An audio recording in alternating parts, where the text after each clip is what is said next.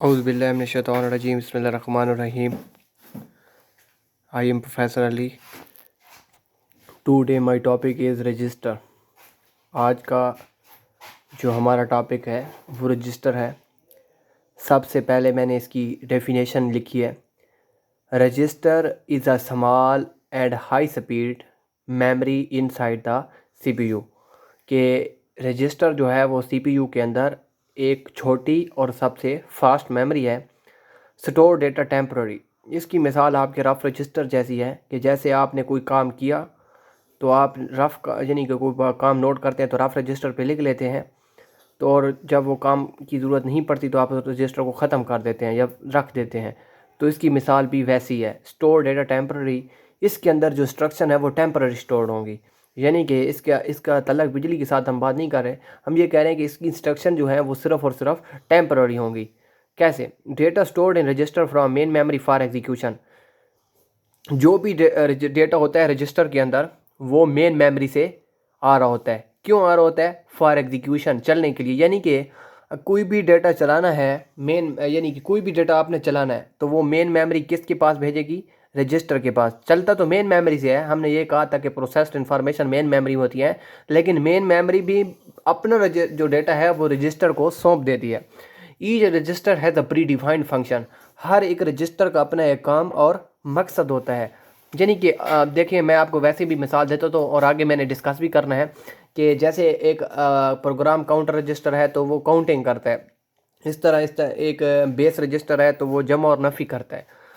हर एक रजिस्टर का मकसद है। जैसे आप इंग्लिश की कॉपी के लिए इंग्लिश का रजिस्टर जो है इंग्लिश के लिए इस्तेमाल करते हैं, फिज़िक्स का रजिस्टर फिज़िक्स के लिए इस्तेमाल करते हैं, तो कंप्यूटर में भी सेम यही काम होता है। फिर क्या कहते हैं, यहाँ से देखें, the size of each resistor may be 1, 2 और 4 और 8 बाइट। इसका जो साइज़ होता है रजिस्टर का वो यानी कि मे भी 1, 2, 4 और 8 बाइट तक हो सकता है।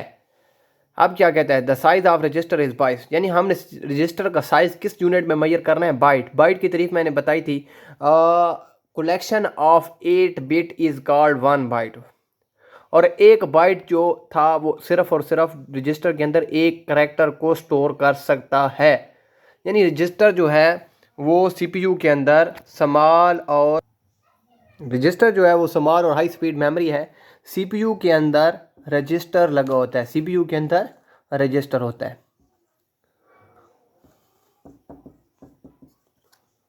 सीपीयू के अंदर जी। The size of register is may be byte. Byte से मुराद क्या होता है? 8 बिट जब होते हैं तो वो क्या बनाते हैं? एक बाइट बना देते हैं। तो यानी ये स्मॉल है, छोटी है और तेज़ मेमोरी होती है। रिजल्ट को टेम्पररी स्टोर करती है, ठीक है। और इसमें जो डेटा होता है वो मेन मेमोरी से होता है और हर एक रजिस्टर का अपना एक मकसद होता है। और इसका साइज़ में भी यानी कि 1, 2, 4 और 8 बाइट। किसी कंप्यूटर में अगर जितने ज़्यादा तादाद में रजिस्टर होंगे, जितने ज़्यादा साइज़ का रजिस्टर होगा, वो कंप्यूटर उतना ही ज़्यादा फास्ट होगा, उतना ही ज़्यादा काम कर सकता है। तो हमारे पास रजिस्टर की जो टाइप्स हैं, इसमें पहली टाइप है प्रोग्राम काउंटर रजिस्टर। काउंटर से मुराद क्या होता है? गिनती करना। तो यानी कि ये गिनती करता है। कैसे?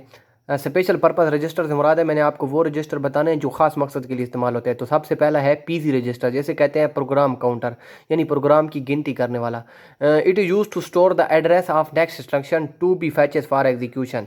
कि जो इंस्ट्रक्शन यानी कि कंप्यूटर में चलने के लिए आ रही होती है, मेन मेमोरी में लोड हो रही होती है, सीपीयू उसको चला रहा होता है, उसका एड्रेस जो है वो किस रजिस्टर में होगा? प्रोग्राम काउंटर में। आफ्टर फैचिंग, जब उस इंस्ट्रक्शन को ये चला लेगा, it's value is increase by 1, तो उसकी इंस्ट्रक्शन जो इसकी वैल्यू क्या है वो 1 बढ़ जाएगी। यानी ये बताएगा कि कितने सारी इंस्ट्रक्शन एग्जीक्यूट हो रही हैं, जो गिनती करता है। तो काउंटिंग मीन यही है। देन इट स्टोर, जब ये इंस्ट्रक्शन चल जाएगी तो ये उसको स्किप करके नेक्स्ट, यानी वैल्यू एक बढ़ाने के बाद ये अपनी इंस्ट्रक्शन का जो नेक्स्ट सेट होगा उसको उठाएगा और अपनी वैल्यू को दोबारा से गिनती करेगा। यानी अगर 2 चल गई हैं तो तीसरी को शुरू कर देगा। तो सेकंड टाइप जो है हमारी वो इंस्ट्रक्शन रजिस्टर है। It store the fetches instruction is also recorded in this register. तो आपको मैं बताता हूँ कि जो इंस्ट्रक्शन यानी प्रोग्राम काउंटर में गिनती के लिए आ रही थी, जब वो गिनती होने के बाद चल चुकी हैं तो अब वो प्रोग्राम काउंटर रजिस्टर से निकलने के बाद किस रजिस्टर में आ जाएंगी, इंस्ट्रक्शन रजिस्टर में आ जाएंगी। यानी जो इंस्ट्रक्शन चल चुकी होंगी वो किस रजिस्टर में आएंगी, इंस्ट्रक्शन रजिस्टर में। इसके अंदर ये डिकोडेड भी होते हैं। डिकोडेड से मुराद क्या है कि जब हम किसी यानी कि एक डेटा को दूसरे फॉर्मेट में तब्दील करते हैं और दोबारा उसको अपने फॉर्मेट में लेके जाते हैं तो इसे डिकोडेड कहते हैं। यानी एक शक्ल से दूसरी शक्ल में चेंज करना और दोबारा वापस आना डिकोड कहलाता है। मेमोरी एड्रेस रजिस्टर, इससे मुराद क्या है कि इस रजिस्टर के अंदर उस मेमोरी की जो लोकेशन है उसका एड्रेस स्टोर होगा। अगर यानी store memory address are being used by CPU, ये उस मेमोरी एड्रेस को स्टोर करेगा जो सीपीयू इस्तेमाल कर रहा है अभी। अगर सीपीयू मेमोरी में कहीं से भी डेटा पढ़ना चाहता है और लिखना चाहता है, यानी सीपीयू मेमोरी में से C4 सेल में से डेटा पढ़ रहा है, तो ये C4 का जो एड्रेस है वो किस में स्टोर हो जाएगा, इस मेमोरी एड्रेस MAR में स्टोर हो जाएगा।